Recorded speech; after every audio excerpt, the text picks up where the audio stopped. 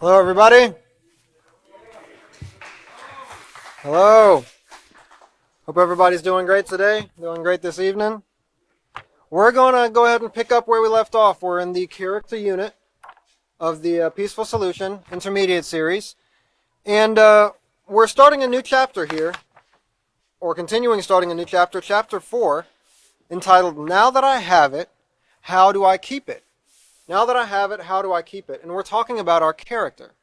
We're talking about our character. We've learned in the previous chapters a little bit about where our character comes from, where it originates, some of the things that might sort of break that down a little bit, have the potential to deter us from the path of developing a positive character. And we've also talked about how the things that we value, the things that we imitate, and the things that we practice help to make us either a very valuable member of society or a harm to society. And that's also what determines whether we have a positive character or we display a negative character. Now, in the last class, Catan left off talking about systems, a system. And he defined the word system as a group of interacting, interrelated, or interdependent elements forming a complex whole, especially. A group of interacting, interrelated, or interdependent elements forming a complex whole, especially. So, and he was making the correlation, or the making an example of the positive character traits that can work within our body, or the character traits as a whole that can work within us. Similar to like a team, how a team works together. Well, a team that works well works together. They're interdependent. They depend on each other to get things done properly. Just like how a well-tuned machine, all the parts work together to form the whole machine and to make it do whatever its task is to do. And it's the same with the way that we behave, the way that we use our positive character traits, the way that we use the systems within our body, within our character, to create that whole being of positive character, where we're entirely positive, or a person of integrity. It also talked about an organism as a whole, especially with regard to its vital processes or functions, or a group of physiologically or anatomically related organs or parts, like our body. They work together. And one without the other won't, if one is missing, if one isn't doing its job properly, the whole body suffers. So, in the same way with our character. You can have several positive character traits, but if you have one negative character trait, the rest of the body suffers because of it. And you have to use the positive character traits that you have to work on eliminating that negative character trait. So let's go ahead and turn to page 79. By the way, I was on lesson plan 4, page D, talking about how maintaining a positive character is just like maintaining a car. We would check the systems in a car to keep it in well-working condition. But in the same way, we must regularly check our values, our feelings, and our actions so that we can maintain our positive character. And that's the systems there that we're talking about. Because if your values are out of whack, your character will be out of whack. If your feelings aren't controlled, and when I say controlled, I don't mean bottled up. I mean you're using them as a tool in the way that they were intended to. Your feelings, your emotions, they're pretty much signals to let you know something is going on. Something's going on I enjoy, something's going on I don't enjoy, something's going on that I strongly dislike, something's going on that I'm okay with. It's giving you those signals. That's what the feelings are there for. And you can use them to your advantage. You can have control over them, just like you would have control over a tool, a hammer or a drill or a vehicle. In the same way, you would control those feelings and actions so that we can maintain a positive character. So let's go ahead and go over to page 79, and this chapter is about maintaining your positive character. Maintaining your positive character, once you know about it, you have to maintain it. At the top of the page there, it says, striving for the best won't always be easy, but it will be worth it. What are we trying to do as, citizens of, the United States, but citizens of a society, a community? We're striving to be the best versions of ourselves. That way we can, therefore, become the best for everybody else. Because a society works best when its members serve each other. And helping, not in a ruthless sort of manner, of course, but in where they're actually helping one another. So remember the Peaceful Solution says that the only way you can truly respect other people is by learning to respect yourself. And you learn to respect yourself by learning how to maintain your positive character, learning how to take care of yourself, take care of your mind. So you have to strive for your best. That way you can be your best for other people. That way you can help the community. And the community thrives that way, like a system. But it will be worth it, like it says. So now that I have it, how do I keep it? In the previous chapter, you learned that obtaining a positive character involves what you value, who you imitate, and your willingness to practice positive behavior. And remember, that's that acronym there, VIP, value, imitate, and practice, which also is the acronym for a very important person, which you can become, and we all are very important people, but you can become more and more important, more and more valuable to society by practicing these positive character traits. Now that you know the basic steps to obtaining a positive character, the question is, how do you maintain it? To maintain your character, you must constantly make choices that are respectful and compassionate towards yourself and others. And the word respectful, responsible, positive, can, not all the time, but can kind of be used interchangeably if you're talking about your character. And I say that, you can say if you have a responsible character, meaning you make choices that are responsible for yourself and others. Or if you have a respectful character, meaning you show care and concern for yourself, for others, and for the environment around you. You show respect. You have a positive character. If you have a positive character, you're doing all of those things. So you can look at it from that angle, meaning you're making choices that show care, concern, consideration to everything around you, everything and everybody. And they're compassionate. And compassion is a strong part of respect towards yourself and others. So there's a balance there, though, if you notice. Because having self-respect is important. Being self-critical is also important. But you don't want to take it so extreme that you're beating yourself up, beating yourself down, and forcing yourself to not improve because you're stuck yourself in some sort of slump. So being compassionate is also important. To realize maybe the reasons why you made some of those decisions, be they of course wrong, and you don't want to undermine that. You have to realize that they're wrong if you've made a mistake. And then take the time to work to fix them. But if you beat yourself down to the point of no return, you also won't work to fix them. So that's where that compassion comes in. Being able to show that empathy towards others, and also being able to look at yourself and understand the reason you do the things that you do, so that you can work to fix them and become better. Maintaining your positive character means protecting and guarding yourself from influences and choices that could lead to developing negative character traits. Now, that's extremely important because you are the guard of your mind. You have to be the guard of your mind. If you allow anything to enter your mind without that guard being up, you're allowing yourself to potentially succumb to all kinds of negativity. And trust me, there's plenty of negativity out there available in society today. So you have to know your values, know where you stand, using morals as your foundation, and then when you're faced with influences, be able to guard against the negative and accept the positive. Now, we've learned in previous chapters here that influences can be very subtle. On page 62, some influences are very, very subtle, meaning they seem 100% great. It seems like they were done with great intentions, like they were put out there as a positive influence, and maybe they were intended to be a positive influence. But someone who has training in positive character will be able to see exactly where the negative might be. And think about it. If something is, a mixture where it's shrouded, it's a little bit of negative shrouded by a bunch of positive, it's very easy for that guard to be let down, and you allow that into your mind, and before you know it, you're off doing something way in left field, something that's very negative, thinking that it was positive. So influences can be very subtle, and you have to be very careful to guard and protect your mind, like it says there. You might cross-reference that, you should, because that protecting and guarding your mind is very important because influences can be very subtle. Negative influences can be very subtle. So protecting yourself from influences and choices that could lead to developing negative character traits.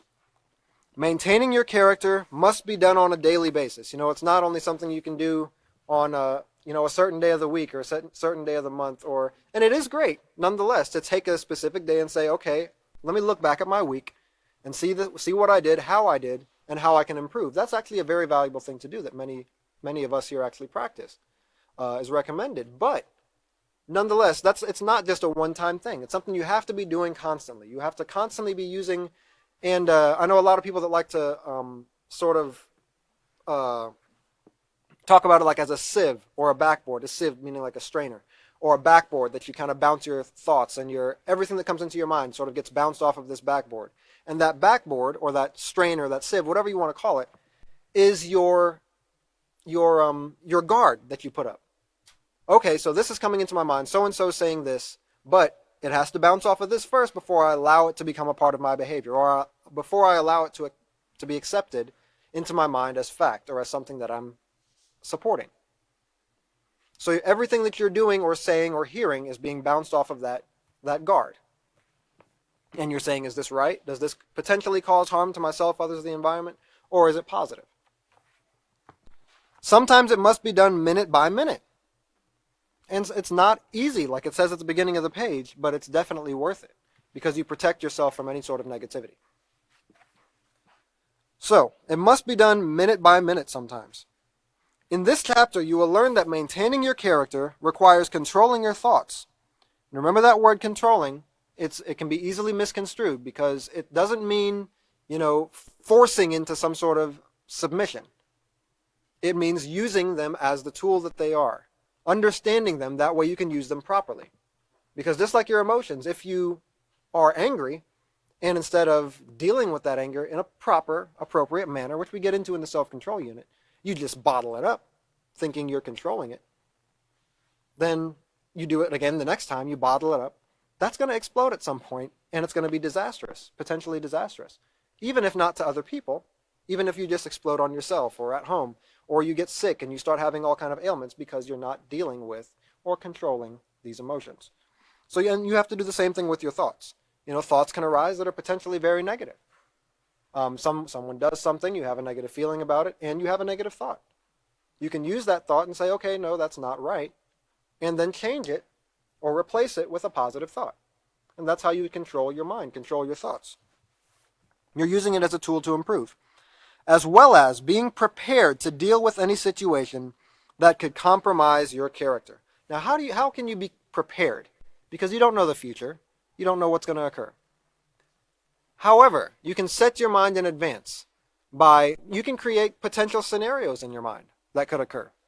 Especially if you're familiar with the people that you're dealing with, familiar with the situations that you're going to be in, you can, to some level of accuracy, predict what might occur. And plan a course of action in your mind.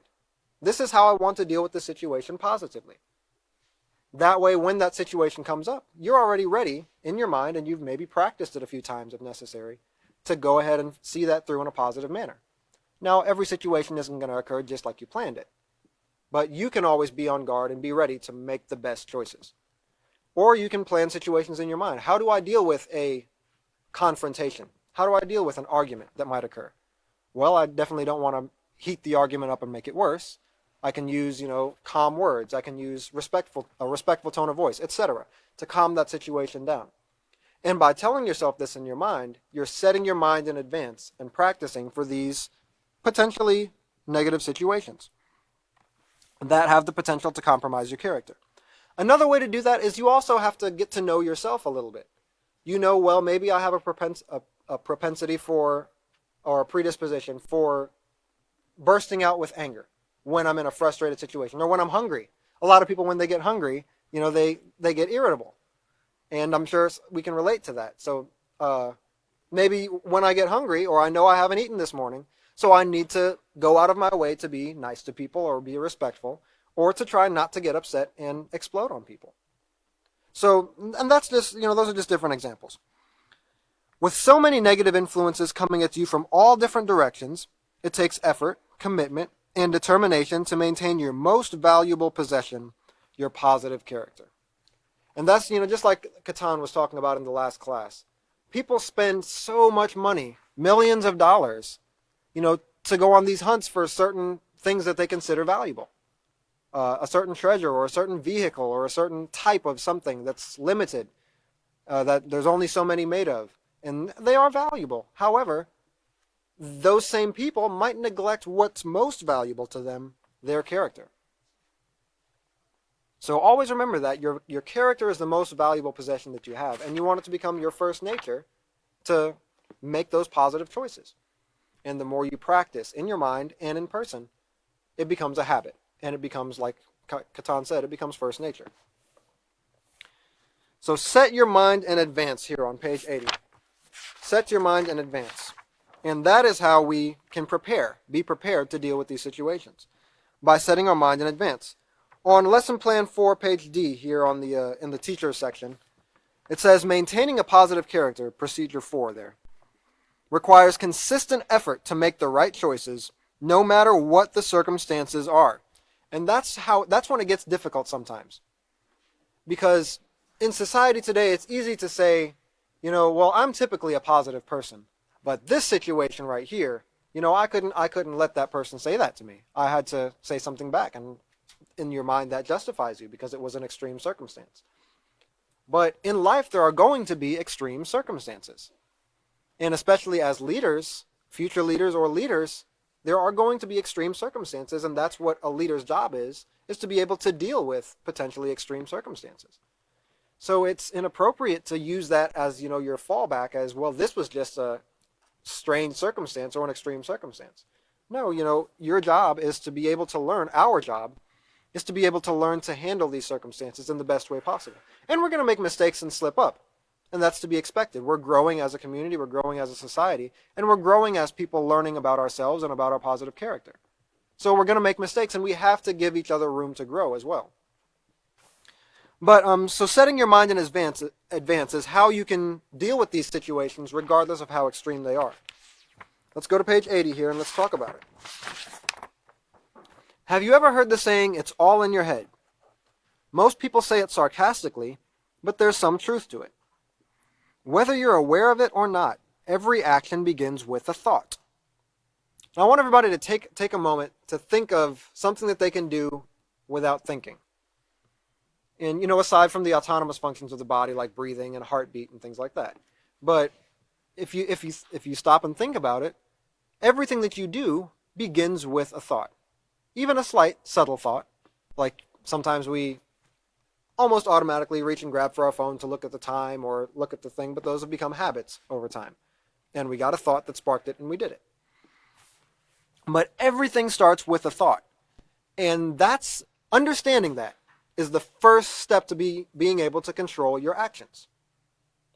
Because if you're able to realize that everything you do begins with a thought, that means you can change that thought. You can stop that thought from being carried out. You can replace that thought with a positive thought, with a different thought. And that's the first step to controlling your positive character and changing the way you behave, changing the way you think, ultimately. Setting your mind in advance to maintain your positive character traits begins by first considering just how important it is to have a moral character. To be trusted, admired, respected, and known as an honest, reliable, compassionate person is something you should want. I was just having a discussion with somebody the other day about that, actually. And it's a really interesting concept because a lot of times we're trained to not care what other people think.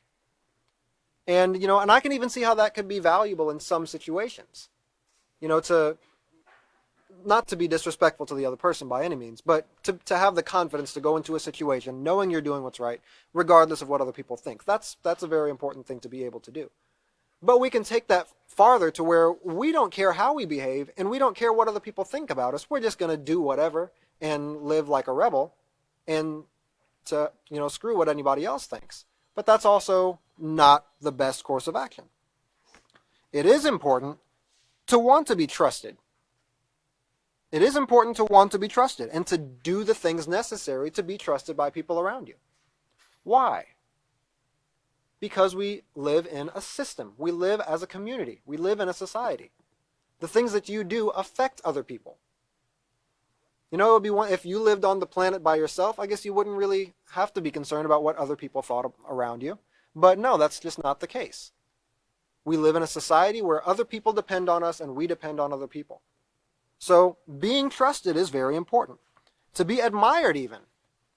Now that's interesting, and there's negative ways to be admired too. You can take advantage of people to get, certain things or manipulate other people into admiring you, and that wouldn't be the right way to do it by any means.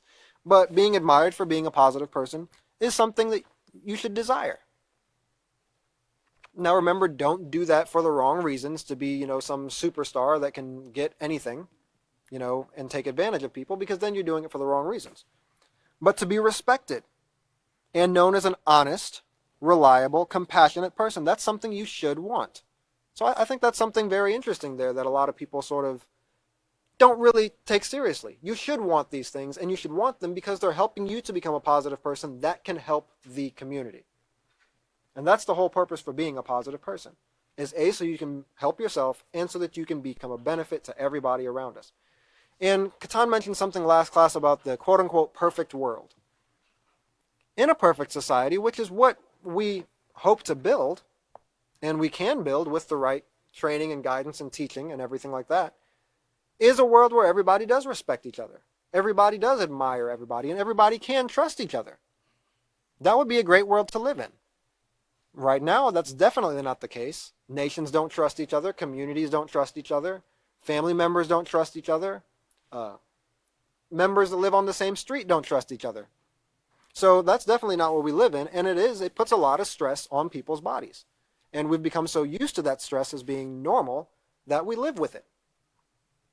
But that's not normal, or it definitely shouldn't be that way.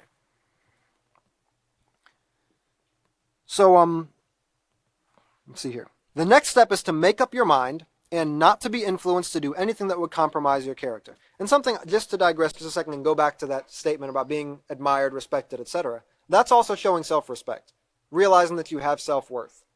Okay, because it's easy to fall into these slumps of depression and things like that, and feel like you're not worth anything. Why do you even exist? Why am I alive, etc.? Nobody cares about me. Nobody should care about me. Blah blah blah blah blah. And it's easy to fall into that slump, with the wrong environment or the wrong attitude. So that's also a part of that. It is something you should want to be trusted. You should want to be, that very important person that it talks about. But you get there by using your positive character traits, not by being negative. Then make up your mind not to be influenced to do anything that would compromise that. Why? Because you're building a reputation. You're building a positive reputation, plus you're building a pattern of behavior in your own body. In other words, determine in your mind that no one can talk you into doing something you know is wrong. What would that be? That would be an influence, a negative one. This is called setting your mind in advance. For example, stealing is wrong. Set your mind in advance to always respect another person's property, as you would want others to respect yours. And so something that you can notice, and I'm going to be pointing out throughout the rest of this class, remember the system that Catan talked about earlier. Each of these positive character traits is a part of a well-working system. So you really can't have one without the other.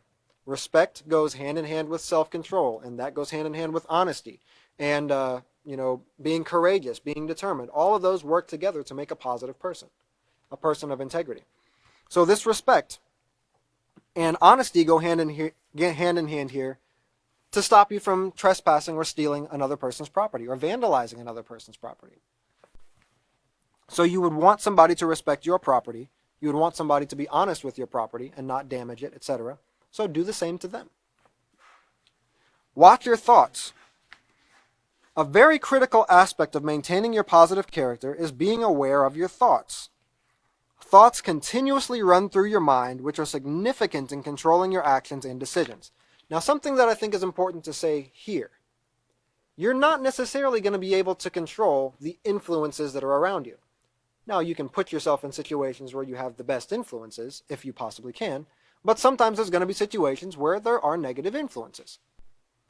You can deal with those not by trying to force them to change, but by controlling your thoughts and the way you handle those situations.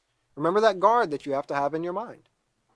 If you go into Walmart or into, society and you see something that you consider to be negative, it would be out of line to go and,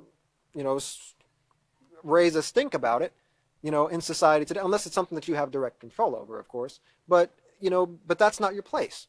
Your place is to say, okay, I came into the store to get this. I went on the internet to do this, and this is what I'm going to do. I'm not going to allow myself to be distracted by other potential negative influences because there's hundreds, thousands, millions of them. And then continue on with your positive life after you've guarded your mind and you made sure you didn't fall victim to a negative influence. So you do that by controlling your thoughts. Thoughts continuously run through your mind, which are significant in controlling your actions and decisions. A particular thing to be aware of is the negative thoughts that may enter your mind when you feel someone has wronged you. Now, people shouldn't wrong you, so you're going to have negative thoughts that arise from that, or negative feelings, negative emotions. Because those negative emotions, anger, fear, sadness, etc., that could arise because of that are there to show you something is going on that I don't like. And naturally, people don't like being wronged, being mistreated, being hurt, being disrespected. So you can take those negative feelings and you could behave negatively because of them, but that wouldn't be positive on your part. And just because somebody else did something negative doesn't make it appropriate for you to do something negative in return. That's those situations that we're talking about that are potentially extreme situations. Like the author says quite often, and his father said, 2 wrongs don't make a right. And that's something that you can keep in the back of your mind, or in the front of your mind, maybe would be more appropriate, when someone does something like that to you. Just because they did something wrong, which it very well may be wrong, does not give me the right to do something wrong in return. And just remembering that can help you to appease a negative situation and, prevent yourself from becoming enemies. Some people become angrier and angrier by perpetuating negative thoughts about the person and the situation. This can then lead to a course of action to satisfy the anger. That's using those feelings in a wrong way. So you're controlling the feelings, and controlling them is by using them in the right way. But you can also use those feelings in the wrong way, just like you can steer your car off the side of a bridge and into a river. That's controlling the car, but you're not controlling it. You're out of control and you're doing it in a negative way. So you control your thoughts and feelings by using them in the proper way. Using them to say, okay, I don't agree with what's going on, but I can still take the positive course of action and appease the situation. Maybe right now is not the best time to deal with the situation because they're upset, I'm a little bit upset, so it might be best to just apologize, go on with your life, come back, and then fix the situation later. And that would be up to you to determine what the best course of action in that situation is. Or sometimes it might not be something you can determine because it's too complicated, or maybe you don't understand how, or maybe you're too up in arms to think about it carefully. So there's people that you can go to. You should have maybe people that you can get advice from, close friends or counselors or something like that, a therapist, that can help you deal with these situations. Many people have been put in prison. Many people have died because they harbored negative thoughts that led them to violence or revenge in some way and caused someone to get severely hurt. And many of those people, if you were to talk to them, would explain how it was just one moment of an extreme situation where they did something, they weren't thinking clearly, and they have to suffer the consequences for the rest of their life or for a large portion of their life as a result. And if they had to go back and do it again, they would do it differently. But that's just how one crazy situation that you behave without controlling your emotions in can lead to a slew of consequences that you have to deal with. It is important, however, when these types of negative thoughts of revenge enter your mind, to immediately reevaluate them and turn them into positive thoughts. This is how you use that control that you're talking about. So it's not a matter of ignoring them. That's not how to properly control them. It's not a matter of bottling them up and putting them to the side and acting like they don't exist. That's not controlling them. Actually reevaluating them, dealing with them, facing them head on. And they're your thoughts, they're your problem, so you have to deal with them. And maybe don't even look at them as a problem. Just look at them as the tool that they are and deal with them. Immediately reevaluate them and turn them into positive thoughts that will not lead you to compromise your positive character. And this is the key to that maintaining your positive character, right there. That's the key. Immediately reevaluate those thoughts and choose a better course of action. Or maybe start by choosing a better thought. And that will lead to a better feeling and a better course of action. For example, and something I want you to remember, and sometimes it's necessary to always to bring an example, especially when you're dealing with students. And you'll notice that the Peaceful Solution is going to be full of examples. Okay? It's going to give you a concept, and then oftentimes it'll give you an example. If that example isn't there and you see the need to bring an example to your students, examples are always handy. So sometimes it's even best to have a bank of examples in your mind that you can fall back on, maybe a life story or something that you can fall back on and pull up this example to show how a concept could be used. Because especially to a first-time listener, these concepts are fairly foreign. They make sense, but they're foreign and they might not know how to apply them practically. So as teachers, it's great to come up with these examples that you can use to help them understand how they can be applied practically. Someone calls you stupid. That's something everybody's experienced probably once or more. Someone calls you stupid. Instead of immediately becoming angry and desiring to get back at them, change it to positive thinking. How do you change someone calling you stupid into positive thinking? After all, hey, we just talked about that. After all, two wrongs can't make a right, or I hope I'm not contributing to his having a bad day. Using positive thinking to reevaluate situations has great potential in helping you maintain your positive character. If you do something that upsets somebody, fixing that situation might be as simple as apologizing for getting in their way, or apologizing for contributing to their bad day, apologizing for upsetting them, and then going on with your life and letting that continue, or letting the positivity continue. And you could have just quelled a potentially negative situation. Oftentimes when somebody calls you stupid, they're just looking to get a rise and get a equally as negative or worse response so that an argument can start. Some people kind of thrive off of that drama. And if you don't feed into it, you can save that situation from becoming negative. And from you saying hurtful words that you regret, from they saying negative words that they regret, and it just becoming toxic. So using positive thinking to reevaluate situations has great potential in helping you maintain your positive character. Now I might pose a question here. Why sometimes are we predisposed to immediately thinking negative? A lot of times it's because of the way we were raised, or the environment that we were brought up in, or the people that we were around, or the influences that we allowed to come into our mind.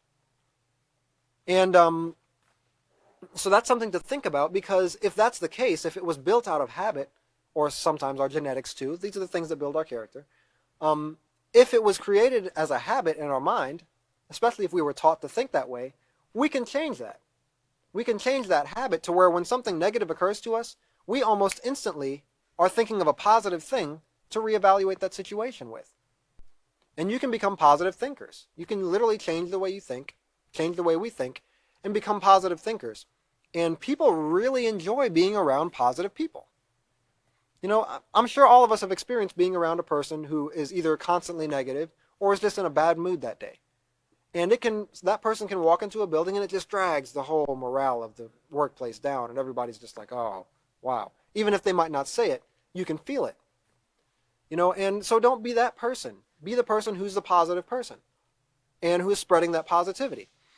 Try to keep a smile on your face if it's appropriate. And, try to be that positive person where if a negative situation comes, you can be the person to find a solution, if that's appropriate. And you can be the person to solve the problems that arise by being a positive person. And then you can share that positivity with others, and others will start to take notice and try to do it themselves, oftentimes. And you've become a positive leader at that point. So it takes practice. Practice, practice, practice on page 981 here.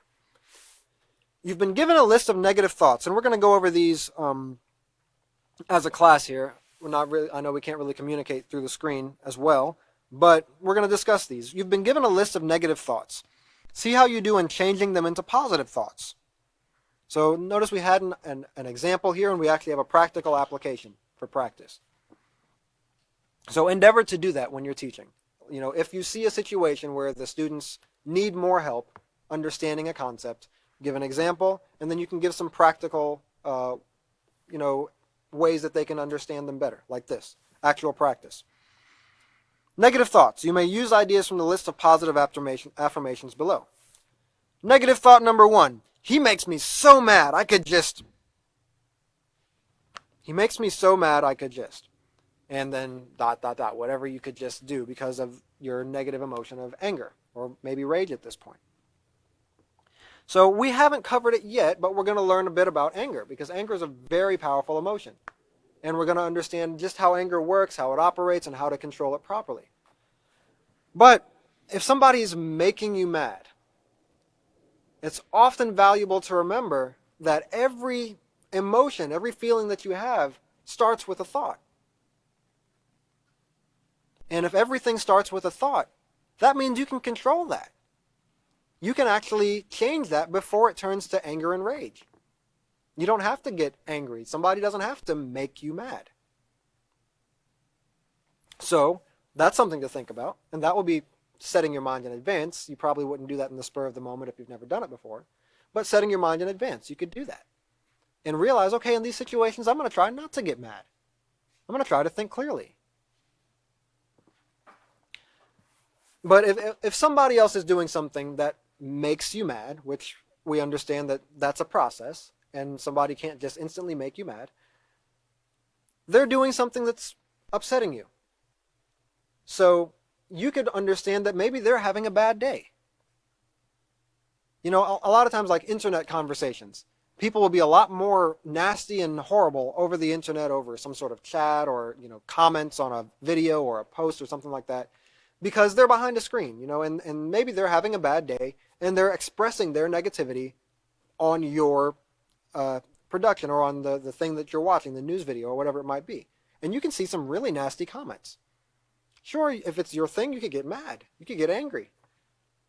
But you could also realize, okay, that person's probably having a bad time. They're probably having a really horrible time.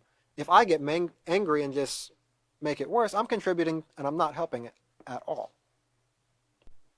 And now I've allowed that negativity to rub off on me, and I've allowed myself to now have a bad day. So it would be better to handle that by either maybe just continuing on with your life or dealing with it in a positive way. Responding with respect, responding with positivity. Number 2, he was the one who told on me. Now I'll just take care of him. So that you got a revenge situation there where somebody does something that you felt was unjust or inadequate or wrong, and now you're going to do something in return. But remember what we just talked about. 2 wrongs don't make a right. Another thing to think about, did you do something that was worth being reported? Did you do something negative? Maybe they did the right thing by reporting it so it didn't cause harm to other people, or so that you could get some help. Take the help. So, a lot of times looking at these situations realistically will help you to see them in a positive light as well. Number 3, get out of my face, you blank, whatever you decide to put there that's potentially negative. If somebody's up close in your face, maybe the right thing to do would just be to back away a little bit. Or to a lot of times a soft, gentle answer will cut that negativity right down. There's a lot of things you can do, and it takes practice. Somebody's getting in your face is not a comfortable situation to be in. That's why they do it. But with practice, you can learn to deal with these situations in a positive way. And you can learn to change the thoughts that might cause you to act in a negative way to positive ones. And then he lied to me. He deserves to be whatever your potential judgment is for that person. So he lied to you. Maybe he did something wrong, and maybe he lied to protect you from something. But regardless of all that, he told you a lie. You feel like you were wronged. So now he deserves to be something in return. That's, again, that revenge, that retaliation. 2 wrongs don't make a right. Always remember that. But we have some examples of positive affirmations that you could use. And an affirmation is something that you can repeat to yourself in your mind. Or you're pretty much, remember, you're setting your mind in advance. You're planning for potential situations. So by using these affirmations, you're literally telling yourself over and over in your mind, this is how I will respond to this situation. That way it becomes a mental habit and then a physical habit when you start practicing it. So he deserves another opportunity. You're literally giving him the benefit of the doubt, or giving him the benefit of maybe he made a mistake and can do better next time. That's a great attitude to have. 2 wrongs don't make a right. We've beaten that one pretty hard at this point, but it's necessary. Number 3, I'll just forgive him. He doesn't understand. And a lot of times that in itself can save you from so much potential drama. Understanding that somebody simply might not understand what is going on. Because a lot of times, and I'm not saying to think of them as being stupid or ignorant, however, a lot of times we might totally overthink a situation to where we become paranoid about somebody else.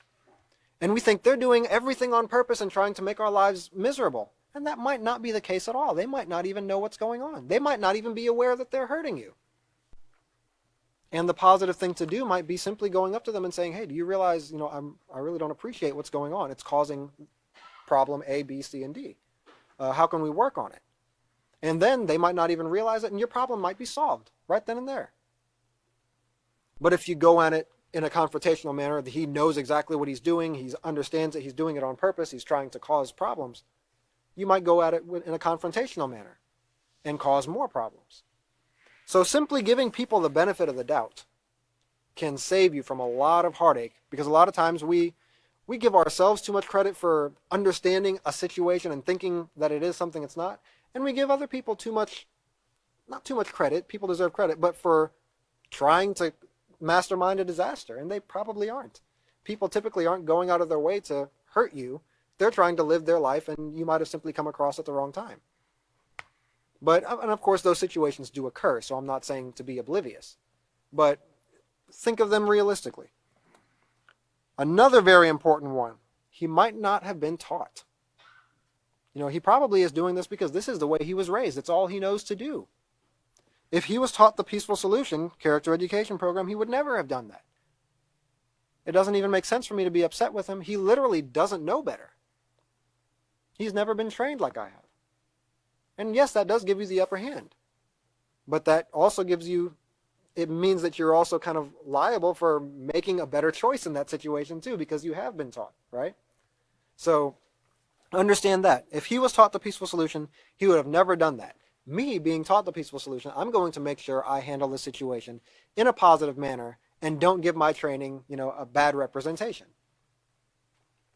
Maybe it was a mistake. Look at all these and how these aren't judging anybody or anything, any situation. Because you really can't control any other situation, and you might not fully know all the details of another situation. It would be wrong on your part to assume and judge these situations. So all of these are literally just looking at them in a realistic manner.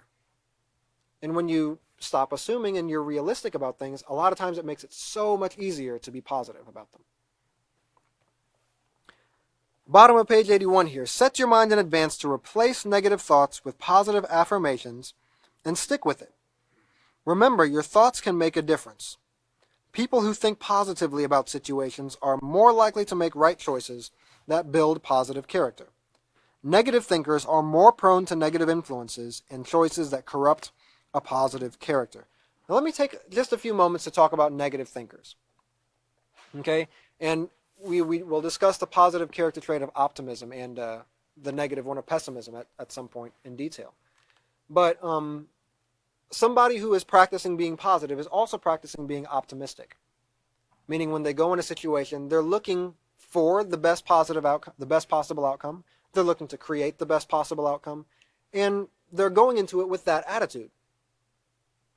If you walk into a situation and you have a predetermined, pre-assumed, prejudged negative outlook of it in your mind, it's going to be difficult for you to make that positive because you're already thinking negative. And those negative thoughts are going to lead to negative feelings and therefore negative actions. So it's always better to think positive. Not unrealistic, but positive about a situation. I mean, if somebody literally went and, vandalized, like took a bat and smashed your car, it's a little bit unrealistic to think, oh, maybe it was an accident. But you can still think positive. Maybe, they had a bad day and they weren't taught how to respect other people's belongings. And simply going into it realistically will help you to deal with that situation in a better manner. If something's broken, you could automatically, think the worst. Oh, this is going to be so hard to fix. I'm having a bad day. Now you're having a bad day. And you've decided that. And everything that you do from that point is going to be on the foundation of that bad day. It's going to be bad.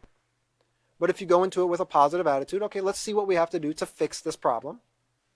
And then you're going to be looking at it from a positive angle. And a lot of times that perspective is all it takes to make a negative situation, a potentially negative situation, into an enjoyable situation for everybody else. Because then people want to work with you, you have a team, everything else just works positively. So pay close attention to your thoughts and consistently reevaluate them. Reevaluate them so that they are staying positive, so that they stay positive. And that leads you to having positive feelings, positive actions, a positive life altogether. So those thoughts and those feelings lead to your choices. They lead to your actions. And that's what we're talking about here on page 82. Maintaining a positive character also means evaluating your choices. Now, how do you evaluate a choice? You have to evaluate it before you make it. And if you've made a choice, it's also not harmful to go back and look and see if you could have made a better one so that you can do it in the future. That's also evaluating your choices. But it's best to, hindsight is always 20/20, but it's best to evaluate them before you make them. Every time, to determine what character traits you need to improve. Then practice improving that character trait at every opportunity you get. Now that's a positive way to look at situations, isn't it? You can look at a potentially explosive situation as, oh man, I can't believe I have to deal with so-and-so. Or you can look at it as, okay, I have a problem with respect, let's say. I can practice my respect in this situation. Hey, I get an opportunity to practice respect. Now you've totally looked at probably a crazy situation, and now it's positive. And you're going to be practicing your respect. And it's going to turn out great. Probably. Depending on how the other person is practicing their respect as well. But at least you'll know that you did your best to practice your respect, and you did the right thing. So, an example here. You received a poor grade on your test because you went to the mall instead of studying. Well, that was your decision, your choice. You knew you did not act responsibly, so you determined that from this point on, you will study first and have fun later, or find joy in your studies. So look at that. You didn't beat yourself up like we talked about earlier. You didn't spend so much time on the problem. You immediately said, what's the best solution? Okay, that was wrong. I messed up. I'm going to do better next time. This is what I need to do. You made a plan, said it. Next time you're going to do better. Bam. Fix the situation, and you're moving forward. Sure, you might still have to suffer the consequences of not studying for your test, but that's what comes, every action, action has a reaction. So, and that's life. But it's great to get in the habit of quickly rebounding from negative situations. You've made a mistake, you've made a negative situation. Yes, you still have to deal with the consequences, but don't spend so much time focused on the negative that you never learn from it. Learn from it, do better, keep going, make a plan to do better next time, and then follow through with it. And keep going, and that's how you improve in life. That's how you evaluate those choices. So, who are you? Who are you? This is self-examination here. Self-evaluation. Steadfast and persistent, and we can circle always, sometimes, or never, according to which one applies best to your character. This is something that all of us should do on our own time. It's also something you could do with the students as well. Have them do. But it's something all of us should do as teachers, because the best way to teach is by learning it ourselves and being able to teach through our example. When you do that, it comes naturally through your words and your actions. So who are you? When you are determined not to give up or change something you have chosen to accomplish, with steadfastness and persistence. So, do you? If you don't succeed the first time you try, you keep trying until you're successful. That's something that, a lot of people give up. This isn't for me, I'm done trying. But if you're setting out to do something positive, and it's not harming anybody else or not against any rules, it is important to set out to do it again. How do you learn things? A lot of times you learn because you've made mistakes. What was it? Thomas Edison had several failed attempts at making that light bulb. Did he stop? No, he learned 700 ways not to make a light bulb. And now he can make a great light bulb, and we have light all over the world. And, Nikola Tesla and all the rest of them that went into doing these things. If they stopped and gave up, we wouldn't be as far, with industry as we are now, or with technology. So if you don't succeed the first time you try, you keep trying until you are successful. Number 2, and I'm going to try to go through these a little bit faster. Courageous. The act of doing what needs to be done, even when you are afraid. Even if you're afraid the right choice might cost you your friend, you go ahead and do it anyway. Or even if you're afraid the right choice might, do something you might not be looking forward to. But it's the best decision, even though it's a hard one, and you do it anyway. Now, I don't want you to confuse courage with doing negative things because they're risky, okay, or because they're potentially dangerous. If you don't have to climb up the side of a building with no protective gear, doing it is not courageous. It's foolish, it's dangerous, and it's negative because it's potentially causing harm to yourself. You know what I mean? So a lot of people do things that are very harmful, very dangerous, under the guise of courage or bravery, when in reality, it's just not really considering your life and things like that. So that's not true courage. True courage is doing what needs to be done, doing what's right, even though you might be afraid. Trustworthy, dependable, and assured reliance. You can be depended on to do as you have been asked. Always, sometimes, or never. Being trustworthy is very important. Remember, it said in the previous page, you should want to be trusted. You should want people to trust you. And trust is built by practicing a positive character over and over to where people realize that you're a positive person and they can depend on you. It's something that's built over time. Disciplined, using self-control to behave in a proper way. Remember, we said that it's a system. These traits work together. So self-control and discipline go hand in hand. They work together. If all of your friends are pressuring you to go with them to see the latest movie, are you able to resist them if you have other obligations? So you have a pre-commitment, or you have a previous appointment or previous obligations. You should keep those, instead of going to see the movie. You could always watch the movie another time. Is the movie a positive influence or a negative influence? That's another thing to consider. Should I really be wanting to go see this movie? So there's a lot of things you have to consider when making a positive choice. Respectful, number 5. To value others as important, to be polite in your actions and attitude. And we'll talk about in the respect unit how it's not just others, it's also their possessions and things, the environment, plants and animals, the earth that we have to live on, etc., etc. You have to be respectful to all of these things. You speak to an authority figure politely, even if you feel you are not being treated fairly. And like we talked about earlier, that's not always easy because being treated unfairly is negative. And it hurts. And we don't like being treated unfairly. But you still have to show respect to people, even though they might be being disrespectful to you. The respect unit talks a lot about that. So if you have the opportunity to go over that briefly, maybe you should. Number 6, compassionate. It's also part of respect. To care about the needs of others. You refrain from name-calling and teasing because these belittle and hurt others. You refrain from name-calling and teasing because these belittle and hurt others. And oftentimes, even as grown-ups, we do this to each other. We call people these sometimes very nasty names or just sometimes goofy names, to lighten the mood, but a lot of times they put other people down. Sometimes they're positive, sure, but sometimes they put other people down.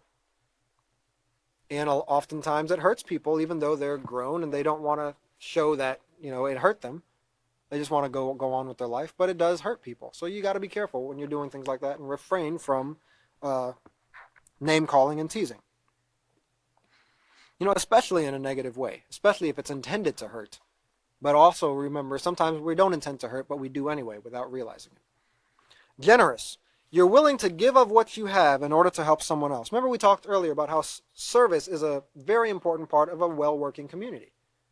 And sometimes you have to give of your time, you have to give of your resources, you have to give, etc., in order to keep the community running well. Think about, like even Catan was talking about, but we just went through this freeze here in Texas. And there were a lot of people without water, a lot of people without resources, a lot of people without utilities. And that was a great time for the community to show just how well they could work together in a horrible situation.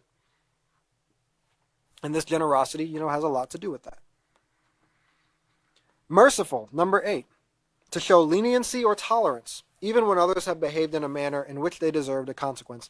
And just real quick, let me bounce back to number 7 too. And it mentions here if your friend forgot his lunch, you would offer him some of yours. And that might be okay. But in some situations, it's not your duty to really just go and start giving handouts to everybody. Always taking it to the proper place that can deal with those appropriately is oftentimes the better choice, the better decision to make. So you also got to think carefully about how you're even trying to practice a positive character trait. Sure, you have the right intentions, but you might be causing more problems, if you haven't thought it through properly. So ask the right people, ask the proper authorities, ask the people who are actually in charge of helping in the situation. And sometimes it's better to just donate your things to that organization or to that charity or to whatever it might be so it can be distributed appropriately. That's something to keep in mind as well. It might not always be the best thing to just go and try to overwork yourself and help everybody yourself, depending on the situation, of course. Merciful, to show leniency or tolerance, even when others have behaved in a manner in which they deserved a consequence. That's an interesting one because that goes to being a leader as well. You're in the position where you could potentially dish out a consequence. But you realize maybe simply the fact that the person realizes they did something wrong is enough, and they're going to get better and learn and do better next time. I don't need to dish out some harsh consequence. You know what I mean? So being merciful is very important. Even if someone hurt your feelings, if they ever needed help, you would offer to help them. And then lastly, honest. Free from fraud or deception, and truthful. And honest and trustworthy on the previous page go hand in hand. Because if you're continuously honest, you become trustworthy. People can trust you. You tell the truth, even if it means you may get into trouble. So how did you do? Remember, maintaining a positive moral character means knowing what areas of your character you need to focus on.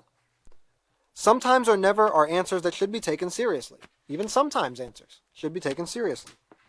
These are areas you need to improve on. Now remember, that doesn't mean you're a bad person. And that doesn't mean you should beat yourself up to the point of no return. It means, okay, I'm struggling here with being merciful. So I need to work on being respectful. I need to work on really valuing people and showing care and concern. I need help being trustworthy. Maybe people can't rely on me for time, or maybe people can't rely on me to show up when I said I would, or maybe people can't rely on me to be honest. So those are things I need to work on. I need to practice being honest. I need to practice scheduling things, organizing things better. And it's really simple fixes, but they're not always easy. So work on them, and they become easier over time.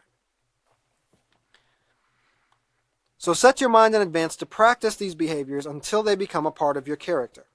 Look for opportunities, actively look for opportunities to practice the behavior you want to improve until it becomes a habit. And that'll help you to just have a more positive outlook on life, because you'll be constantly looking for opportunities to improve. You'll be wanting to become a better person, you'll be advancing, and then you realize, oh wow, I did it this time. I was respectful this time, and it wasn't even difficult. And you can congratulate yourself on these small wins, and because those small wins are what leads you to becoming that person of integrity that you want to be. And I think that's very important, to acknowledge your small wins that you have. Because a lot of times nobody's going to come and pat you on the back and say, great job, you did a great job. You do that for yourself. Realize I did a great thing. I was positive at a time when I would have otherwise been negative. I'm improving. Yay. Get yourself an ice cream or something if that's what it takes. But congratulate yourself on those small wins. That way you're looking forward to them and you're continuing to improve. So do it for yourself. It's great. Stand up for what you've proven to be morally correct, even if you are the only one left standing. And that's being courageous, like it showed earlier on the previous page. So this is the last page we're going to cover here, and be prepared to pick up on page 85 in the next class. It says, you must decide. There are choices set before you every day. You must decide. Your character which you display, the real you cannot hide. What you do when nobody's watching is who you really are. If you develop a positive moral character, it will take you very far. And that's how you advance in life, is by practicing that positive character. So bear this in mind, moral excellence isn't an art, it's a habit. And it can also be an art, but it's a habit more so. It's something that you learn, you practice over and over, and make it a part of your life to where it actually becomes a part of you. All right, so we'll pick up in the next class on page 85. Everybody remember that? Now the next class will be on the what now? 28th at 5:30 Central Time here in the U.S. And so be here, and I look forward to it. We'll pick up in the next class on page 85. Everybody have a wonderful evening. Thanks for coming out. We'll see you next time.